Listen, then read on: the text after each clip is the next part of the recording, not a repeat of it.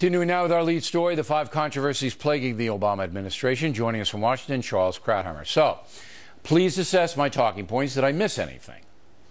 No, I think you got it right, and I think you got the one that's going to hurt the president the most absolutely right. There's no question that Obamacare is going to hurt the Democrats in November and also in 2016, because it's not so much the scandalous part of it, it's the fact that it represents, it's the embodiment and sort of the symbol of this kind of Obama hyperliberalism and intrusiveness, and because it affects people where they live. People don't end up in the voting booth reacting so much to scandal as they are to stuff that happens in their own lives. Losing their health insurance. Some of them losing full-time employment, so their hours are cut.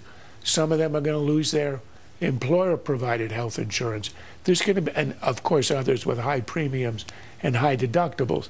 There are going to be millions of Americans directly affected, yes, and it's going to affect them negatively. But here's why it's a scandal, though. Here's why it's a scandal, because I was about to tell you. Oh, all right. Well, I could probably do it more succinctly than you. It was promised that costs would go down and then everybody would have their same health care that they had before. So the promise was hollow, and that's going to tee people off, in addition to, as you pointed out, the wallet impacting. Well, I would put it slightly more succinctly and say that the president said, if you like your plan, you can keep it, and it turned out to be a deliberate lie, a lie that he knew wasn't true at the time. How do you know that it was deliberate? Why do you say that? Maybe it was the hyperbole that all politicians use to sell their program.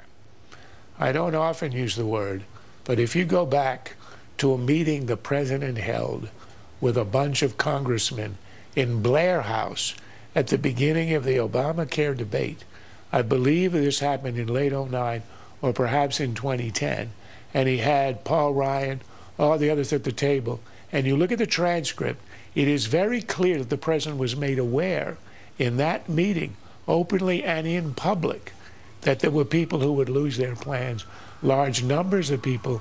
The president acknowledges that in that meeting, and that long predates the many, many times that the president made the promise. And let me ask you this. If you like your plan, you can keep it. Okay. And that's why we love you, because you back up your blunt assertions with facts. So let me ask you this. Succinct is the word I would use, yes. Well, I mean, not many people know about a transcript from the Blair House. I didn't know about it, but you did, and that's why we pay you the big dollars here.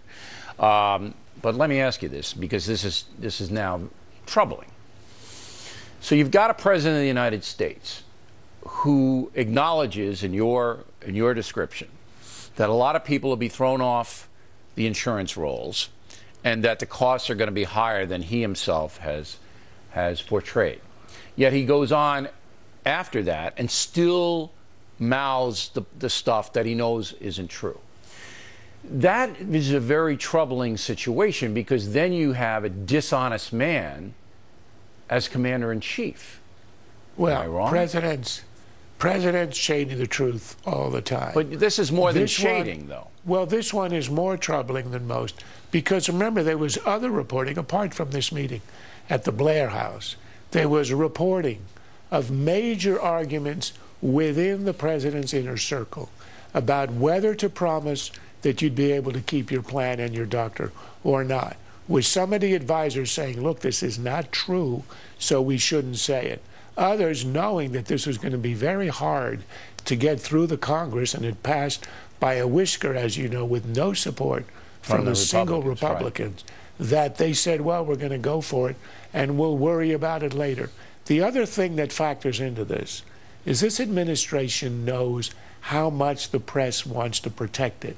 That's why on Benghazi, you say, how could they have told this ridiculous fable on the 5 networks, have Susan Rice go out there and say it's a result of a video, when it was known within the administration that it was not. And the reason they would err on the side of telling a fable is because they would figure that the press would not be very interested in this, very inquisitive about this. They wouldn't hold him up until accountable. Election Day. And in fact, that's how it happened. There was no interest up to Election Day, and it did not hurt the president in the election. All right. But you are, and I have to ask this one more time, I'm going to run a little bit over Charles's segment time. You are indicting the president of the United States as essentially being a dishonest person. That's what you're doing here. And that's fairly significant, Charles. I call him like I see him. I know what the president was doing. It was obvious that he knew, and then it was obvious that he went out, and he didn't only say you can keep your plan if you like your plan. He added the word period. That means absolute certainty. No caveats, no excuses, no contingencies. This is a truth that I am now enunciating. And I think the evidence shows that he knew there was at least major doubt about that. And that, to me, is not honest. All right, Charles. Thank you. We appreciate it. Directly ahead, a provocative column in the Washington Post points the finger at the entertainment industry for the horrible mass murder in Santa Barbara, California. Later, is it legal on that Marine thrown into prison by the Mexicans because he made a wrong turn? The Factor returns in a moment.